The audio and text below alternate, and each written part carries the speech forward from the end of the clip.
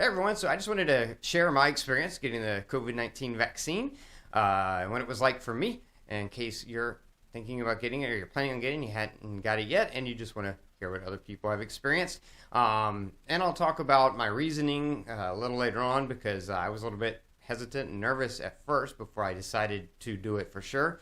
But yeah, let's just, I'll show you this really quick video and then I'll show you the full video later. But you can see it's over very fast. It was very quick, and it was completely painless.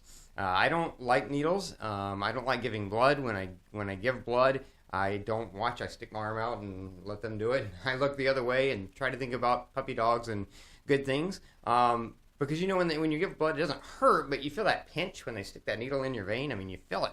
And I expected this to be at least like that, but it actually wasn't. I did not feel it at all. So completely painless. The needle is so tiny you don't even know. I didn't even feel a prick. I felt nothing. So that's cool. Now I did get the Pfizer shot, is the one that I got, and I did it at a local pharmacy at Walgreens. Actually, it wasn't local. I had to drive almost an hour to because that was where they had the appointment available. But I did it at Walgreens at the pharmacy, and kudos to them because the way they have it set up, it was very simple and easy, and it wasn't like there were a ton of people there waiting or anything, because they're a pharmacy, they're doing other stuff too. So it was a quick, easy, painless process. Let me show you the full. It's only a 10-second video. I'll show you the full 10-second video real quick so you can see that, and then I'll talk about my pain after I got the shot and after I got home. Okay. That was it? Yep. Oh, good Lord. You're not going to feel the pain right now, but in about an hour or two, it's going to come on. Oh, okay. So you see, it was over in a heartbeat. I didn't even realize she had done it, and it was done. So that part was painless. Afterwards, they advised me to stay in the drugstore for about 15 minutes.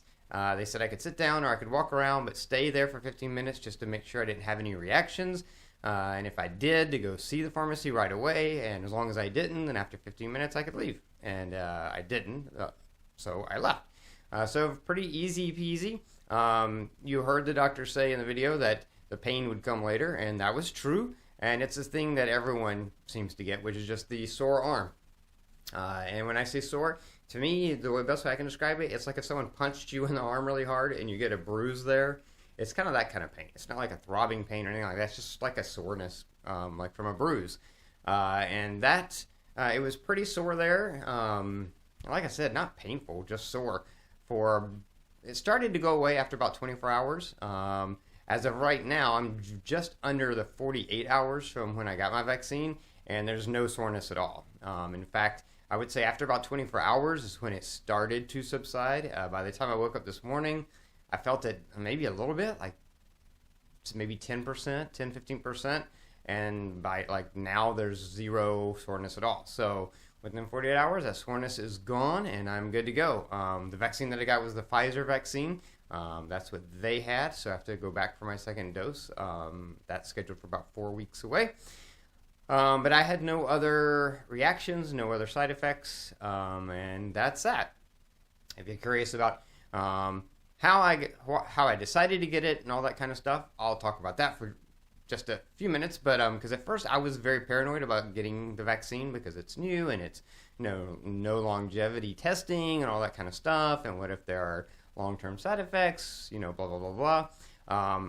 I don't like medication in general unless it has to be done. Like if I'm in pain and I need aspirin or Tylenol or whatever, ibuprofen, I will take it, but only if I have to, and only the minimum that I have to take to alleviate the situation. I have dealt with high cholesterol, and I worked really hard to through diet and exercise to get my cholesterol down so that I didn't have to be on statin drugs. Again, because long-term side effect of taking a drug like that, every day. So I'm not an anti-vaccination person at all, but I'm also just someone who thinks that it's the least amount of drugs you introduce to your body, the better. So I was very paranoid about getting it at first. But I had a discussion with a friend of mine, coworker, who's a really, really smart guy, and I was talking to him about it, and he kind of made some good points. He's like, yeah, it's smart to be hesitant because, yeah, you should be aware and you should, do research and make sure you know what you're doing. But as he pointed out, he said, in that situation, things I look at is one, I look at doctors and scientists who are smarter than I am and who really know all the mechanics of what's going on and see what they're doing. And they're all taking the vaccine. So it tells me if they're all taking the vaccine and they're smart enough that they're much smarter than I am, and if they had some hesitancy or some reason why they weren't taking it, then that might be a good reason for me to not take it. But if they're taking it, that's usually a good indication that, no guarantees, but it's a good indication that you're probably going to be okay taking it as well. Or at least that the risk is worth it if they're doing it.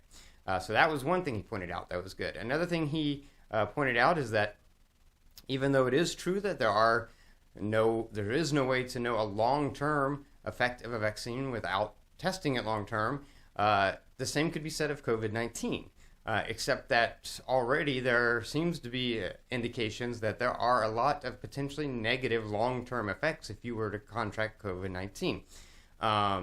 So yeah, of course, we all know people who've gotten it and have either died from it or had it really bad.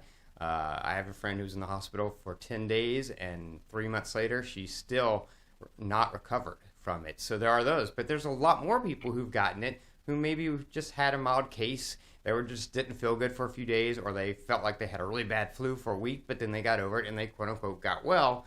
But there is still a high potential for all of those people, even people that got a mild case. 10 years from now, 20 years from now, they may have some health condition or issue that pops up that is a result of having had COVID-19 that is crippling. Or at the end of their life, they may die 5 years, 7 years, 10 years earlier than they would have because of some long-term effect of COVID-19.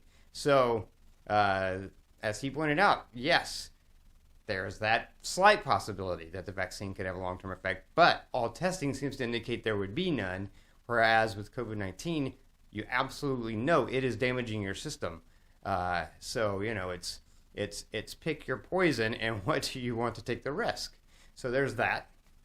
And then the other thing is I do work in education. That is my full-time job. I work for a school district. That's why I'm eligible, because we're in 1B in California, which includes people who work in education. So while a lot of people have been working from home for the last year, I have been in the office every day, as have all my coworkers, and a number of coworkers have had COVID-19. So every day you're going to work, wearing an N95 mask all day, every day, and always kind of paranoid about the possibility of contracting COVID while I'm at work. Probably the most likely place that I could get it. It's when I'm exposed to the most people. Since, other than that, I'm isolating and doing all the things I'm supposed to do. So anyway, all those reasons, it just felt like the right thing to do. I just, once I sort of thought through all that, I was like, I would definitely want to get it. So since then, I was just waiting for my opportunity for our group to come up, educators, and it came up, and then the opportunity to get the appointment at Walgreens came up, and I took it. And I have to say, after getting it, the feeling that I had after getting it was great and kind of surprising, honestly, how it just felt like a weight was taken off my shoulders. Of course, I'm not done. I still got to get a second dose. Even after that, doesn't mean COVID is over. Until the majority of the population is vaccinated, we're still going to be dealing with stuff. But it was this sense that this was the beginning of the end. It was a sense that it was a step towards getting back to a place where you don't have to be paranoid every time you step out your front door of who you're going to come in contact with, or what they might be carrying, or if you might make a mistake with your mask and get something. And it's all that stuff. So for me, it was great. I just feel really good about having gotten it and looking forward to getting the second dose, and then having, being 95%-ish immune or defended against getting COVID. So anyway, that's it. That's my experience. That's my reasoning. Hopefully that helps anyone who's maybe trying to consider things to think about, because I wouldn't tell anyone you have to get it. It's up to each individual person. But I am definitely glad that I did, and I'm looking forward to life getting a little bit back to normal in the months ahead. Anyway, that's it for this video. So be safe, and as always, be happy.